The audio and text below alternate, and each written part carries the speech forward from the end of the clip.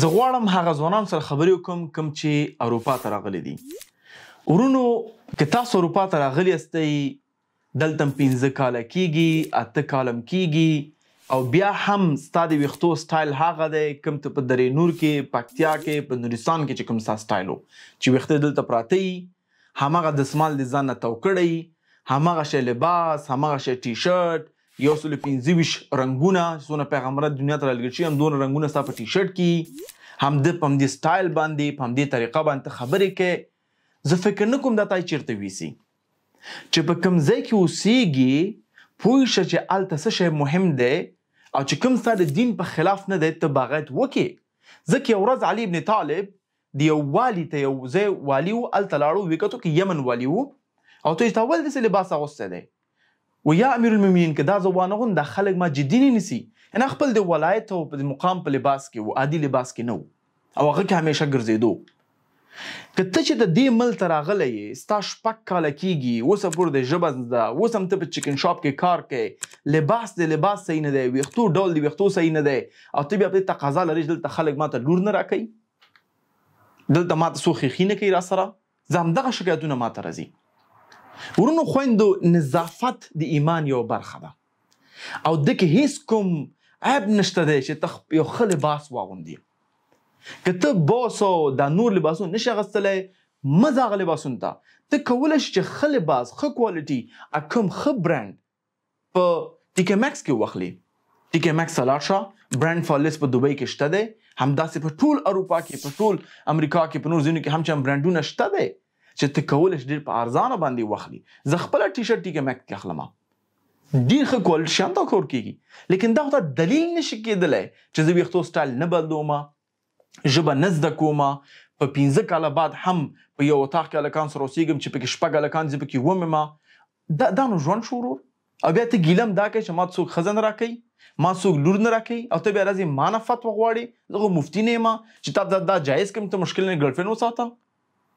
ته کې څه شی خیر دی چې یو دوه ټټوټان ځان کې ووهې او مثلا یو سپینه جنۍ پیدا کړي ځان سره وګرځې او هغه بیا په ټیک ټاک کې ویډیوګانې وکړي افغانستان کې نه وګوري چې دلته خو لا مزې دو کړي زه پات شوم هغه مرکت وکړي او ستا د حل نه خبر نه دي چې ته په چکن شاپ کې کار کوې ته انډیواله 6 اتاقه په 6 کسان په اتاق کې ته ومې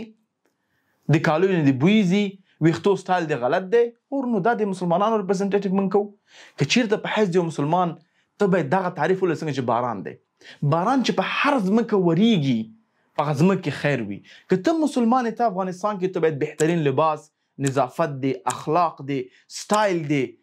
داسې وي چې هلته خلک ارزش ورکوي بدون شک اسلام په خلاف لاړ نشي. که ته اروپا ته راځې دلته وګورې خلکو ته چې مهم دي که خلکو ته برانډ مهم دی ویې خلک به جدي واخلي وظیفه به درکړي تجارتونه به سره وکړي مهم نه ته لاړ شي نه پوهېږم دا کوم یو باس دی بل کوم برانډونه دي چې قیمتي واخلي ته کولی شي همدغه ښه برانډونه په ټیکې میکس کې نور شاپ دوکانونو کې واخله ویې غونده ښه سټایل کې وګرځه یو سړی ګوري ته غواړي ځان تا سره کار وکړي بزنس در سره وکړي کارمند دي یو سړی به ته لور درکړي یو سړی تا ته خور درکړي تا باندې باور وکړي لږ ژبه زده کړه کوشش کوه چې خلکو د طریقې د خبرو زده کړي د ناست طریقه زده کړه کافي څنګه څکي دا طریقه زده کړه اخلاق زده کړئ او بیا هم تاسو هماغه کنزل کوئ په یو بل منځو کې نو دا کوم اخلاقیات شو. زما لن وینا په دې ویډیو کې دا د ورور دلته چې ته راغلی ته باید پوه شې دې ملکونو کې څه شی مهم دي او هغه باندې ته عمل وکړي. زما په نظر څه شی مهم دی ژبه زده کول مهم دي د انسان لباس باید د دې ملکونو په سټنډرډ باندې وي هغه اغوستل مهم دي. دریم خپل دین باندې نور هم ځان پوه کړه ځکه دې ملک ته باید د خپل دین مخکې ویسې تا تاسو مور خور د خواته نشته تاسو چې لکه پاسې که مونځ وکړه ته به خپل دین مخکې وړي او بل یو صحیح زار کار پیدا کړه او یو ښه روابط جوړ کړه او هغه په دې جوړیږي چې ته ښه خلکو ځان جوړ کړي او ځان ته ژوند جوړ کړه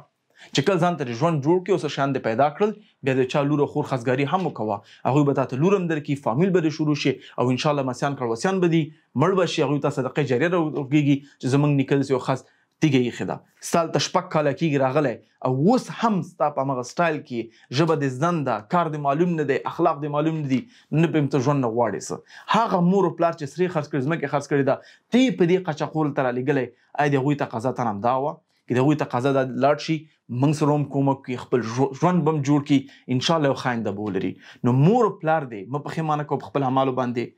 الله مه ناراضه کوه خپل اعمالو باندې او خپل ځان نه هم باید تل ځان ملامت کې ځان ته لږ په قار شي چې تا هغه امید تا ته امید باندې مخکې نه ځي. جزاک الله خیرا.